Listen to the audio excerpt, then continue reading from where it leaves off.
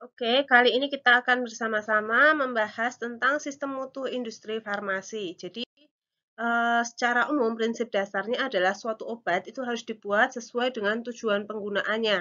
Hal ini nanti ditujukan untuk mendapatkan izin edar. Nah, di dalam sistem mutu industri farmasi itu ada yang namanya manajemen puncak, di mana tugasnya adalah untuk menjamin kepatuhan industri farmasi terhadap regulasi serta bertanggung jawab terhadap sasaran mutu dari seluruh pihak. Nah, kemudian kajian manajemen tentang pelaksanaan sistem mutu industri farmasi itu harus melibatkan manajemen puncak, di mana di situ nantinya akan dilakukan identifikasi terkait dengan peluang perbaikan. Sistem mutu industri farmasi itu harus ditetapkan dan didokumentasikan dengan baik. Lalu apa kaitan dari manajemen mutu, JPOB, pengawasan mutu, dan manajemen risiko mutu? Jadi, ini semua merupakan satu keseluruhan. Jadi, manajemen risiko mutu itu merupakan bagian dari penjaminan mutu. Pengawasan mutu juga merupakan bagian dari penjaminan mutu, di mana penjaminan mutu itu merupakan bagian dari JPOB dan JPOB merupakan bagian dari manajemen mutu. Jadi di sini manajemen mutu itu adalah satu kesatuan yang paling besar, ya. Nah, unsur dasar dari manajemen mutu itu terdiri dari infrastruktur dan juga tindakan sistematis. Kalau infrastruktur itu merupakan komponennya adalah struktur organisasi, prosedur, proses, sumber daya, dan juga kalau untuk yang tindakan sistematis itu ada pemastian mutu atau sering kita sebut sebagai quality assurance. Nah, selain kedua unsur dasar tersebut, ya kita juga perlu mempertimbangkan aspek personel, bangunan, dan sarana prasarana yang memadai untuk mendapatkan mutu obat yang baik. Nah, sekarang kita masuk ke bagian sistem mutu industri farmasi. Nah, dalam sistem mutu industri farmasi, seperti tadi yang saya sampaikan, itu yang paling besar, yang paling luas adalah manajemen mutu. Jadi di sini ruang lingkupnya paling besar, ya, di mana manajemen mutu itu merupakan semua aspek yang nantinya dapat mempengaruhi mutu produk. Nah, yang jelas di industri farmasi perlu dilakukan berbagai pengaturan dan berbagai usaha untuk mendapatkan mutu obat yang sesuai dengan yang diharapkan. Nah, JPOB sendiri masuk ke dalam manajemen mutu. JPOB di dalam sistem mutu industri farmasi itu SMIF, ya, mencakup seluruh tahapan siklus hidup pembuatan produk. Jadi mulai dari tahap pengembangan produk, uji klinik, transfer teknologi hingga produksi komersial. Ya, nanti kita akan bahas lebih detail mengenai tahap pengembangan produk. Nah, sistem manajemen mutu industri farmasi itu harus menjamin beberapa hal, ya, seperti yang mungkin sudah kalian baca di JPOB. Intinya produk itu harus memiliki kualitas yang oke, yang mana itu bisa diperoleh dari proses pengembangan hingga proses produksi yang baik dan menghasilkan produk yang konsisten. Setiap siklus hidup produk itu harus ada pengelolaan informasi produk dan proses yang jelas supaya nanti bisa ditelusuri ketika ada hal yang tidak sesuai atau ada hal yang tidak pas. Nah, pengembangan produk itu dilakukan dengan konsep quality by design. Kita nanti akan bahas apa yang dimaksud dengan quality by design. Kemudian proses produksi harus mengikuti JPOB, seluruh tanggung jawab manajerial itu harus jelas, lalu ada SOP dan pengaturan untuk aspek kritis, itu karena berkaitan dengan mutu. Kemudian ada prosedur terutama untuk kegiatan alih daya. Alih daya itu misalnya kontrak, toll in, toll out yang mungkin sempat saya bahas di pertemuan sebelumnya. Selain itu, diperlukan pemantauan dan pengendalian mutu proses dan produk. Lalu hasil pemantauan dan pengendalian mutu itu nanti digunakan sebagai pedoman, ya, dalam pelulusan batch, investigasi penyimpangan, dan juga pada akhirnya dalam tindakan koreksi dan tindakan pencegahan atau sering disebut TKTP. Nah, kemudian harus ada proses kontrol, lalu ada validasi proses, ada perbaikan berkelanjutan, perlu juga dilakukan evaluasi prospektif terhadap perubahan atau sering disebut change control, lalu evaluasi pencapaian sasaran mutu setelah perubahan, dan juga root cause analysis, itu masuk dalam manajemen risiko mutu. Yang change control tadi itu maksudnya lebih ke kalau misalnya kita punya perubahan apapun itu, entah di dalam proses produksi atau proses metode analisis, itu ada yang namanya change control, kontrol perubahan, ya, untuk memastikan ketika ada yang berubah, mutu itu tetap terjamin. Kemudian manajemen risiko mutu itu dilakukan untuk mencari akar masalah yang paling mungkin terjadi dalam suatu kejadian gitu ya. Kemudian diperlukan juga penelaahan mengenai tindakan pencegahan dan pengendaliannya seperti apa.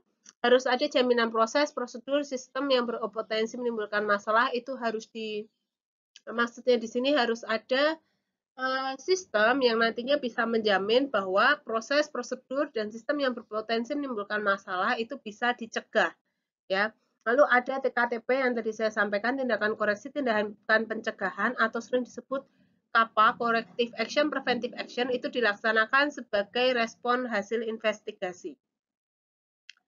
Nah, sistem manajemen mutu industri farmasi juga harus menjamin bahwa penilaian produk itu dilakukan dengan kajian dan evaluasi yang relevan. Semua produk itu tidak boleh didistribusikan sebelum diluluskan oleh Quality Assurance. Ada pula penanganan untuk menjamin mutu produk selama penyimpanan dan pendistribusian. Dan terakhir harus ada inspeksi diri atau audit mutu terkait dengan penerapan sistem mutu industri farmasi. Nah, CPOP itu seperti yang saya sampaikan merupakan bagian dari manajemen mutu, di mana fungsinya adalah untuk memastikan bahwa obat itu dibuat dan dikendalikan secara konsisten untuk mencapai standar mutu yang sesuai. Prinsip dasar dari CPOP bahwa setiap proses itu ditetapkan, dikaji, dan semua itu harus reproducible, dalam artian harus tetap menghasilkan produk mutu, produk yang bermutu secara konsisten. Ya, jadi mau kapanpun saya melakukannya, asalkan dilakukan dengan SOP yang sesuai, yang ada di situ hasilnya harus selalu sama. Kemudian harus ada validasi tahap-tahap kritis, semua fasilitas CPOP harus terpenuhi seperti bangunan, fasilitas, sarana prasarana, itu ya. Kemudian prosedur apapun itu harus jelas, spesifik, dan dilaksanakan dengan baik. Lalu dokumentasi juga diperlukan sebagai bukti pelaksanaan apapun yang dilaksanakan di industri farmasi itu sesuai dengan prosedur atau instruksi kerja. Apabila terdapat penyimpangan, itu harus diinvestigasi dan setelah ditemukan permasalahannya, harus dilakukan tindakan koreksi dan juga tindakan pencegahan. Catatan pembuatan batch atau yang sering disebut batch record itu harus ada dan mudah diakses. Jadi setiap kali kita bikin atau produksi sediaan farmasi, itu nanti ada istilahnya batch record. Jadi batch record itu memuat semua hal yang kita lakukan, ya, semua hal tercatat di situ sebagai bukti dan juga nanti sebagai bahan untuk investigasi kalau misalnya ada masalah. Lalu cara distribusi obat yang baik juga harus dilaksanakan ya. Ada juga penanganan keluhan yang baik serta sistem penarikan batch yang tersedia. Lalu pengawasan dan pengkajian mutu. Nah, apa bedanya? Kalau pengawasan mutu itu fokusnya terhadap pengambilan sampel, penetapan spesifikasi dan juga melakukan pengujian terhadap sampel untuk memastikan bahwa sampel itu memiliki kualitas yang sama dengan spesifikasi yang kita harapkan. Sedangkan kalau pengajian mutu itu lebih ke penilaian konsistensi dan kesesuaian, entah itu bahan, proses, dan produk berdasarkan standar yang kita miliki. Prinsip dasar dari pengawasan mutu adalah pengawasan terhadap bahan awal, bahan pengemas, produk antara, produk ruahan, dan produk jadi. Jadi kalau kalian mungkin masih ingat yang dimaksud dengan produk antara itu adalah produk yang belum jadi. Ya, misalnya kalau kita bikin tablet, proses granulasi, nah itu kan ada granulnya. Nah, granul itu merupakan produk antara. Sedangkan produk ruahan itu merupakan bentuk sediaan yang secara fisik sudah jadi, tapi belum dikemas. Ya, contohnya tablet masih belum dikemas, masih di dalam satu tong gitu, itu namanya produk ruahan. Kalau produk jadi itu ya sediaan yang sudah dikemas ya, yang sudah dikemas. Kemudian fasilitas harus memadai, personil harus terlatih, prosedur-prosedur apapun itu harus sudah disetujui dan disebarluaskan, disosialisasikan ke semua personil terkait. Lalu ada juga pengambilan sampel yang harus dilakukan oleh personil khusus, di mana metode sampling itu harus valid dan juga pengujiannya juga harus valid. Kemudian harus ada dokumentasi terkait pelaksanaan dan juga hasil pengujian, di mana hasil tersebut nanti akan dibandingkan dengan spesifikasi. Untuk sampel pertinggal itu diperlukan baik untuk bahan awal dan juga produk bahan jadi. Sedangkan kalau yang pengkajian mutu itu dilakukan terhadap bahan baku, kemudian in process control dan hasil pengujian, kemudian semua batch yang out of specification, atau sering disebut OOS gitu ya. Kemudian semua penyimpangan atau ketidaksesuaian mutu yang signifikan, semua perubahan proses pembuatan atau pengujian, variasi izin edar, hasil pemantauan stabilitas, produk kembalian, keluhan penarikan obat, kelayakan tindakan korektif, komitmen pasca pemasaran, status kualifikasi alat dan sarana penunjang kritis, serta kajian terhadap ketentuan teknis kontrak pembuatan obat. Lalu kita masuk ke manajemen risiko mutu. Prinsip dasarnya adalah manajemen risiko mutu merupakan proses sistematis yang dilakukan dengan melakukan penilaian, pengendalian, komunikasi, dan pengkajian risiko terhadap mutu produk.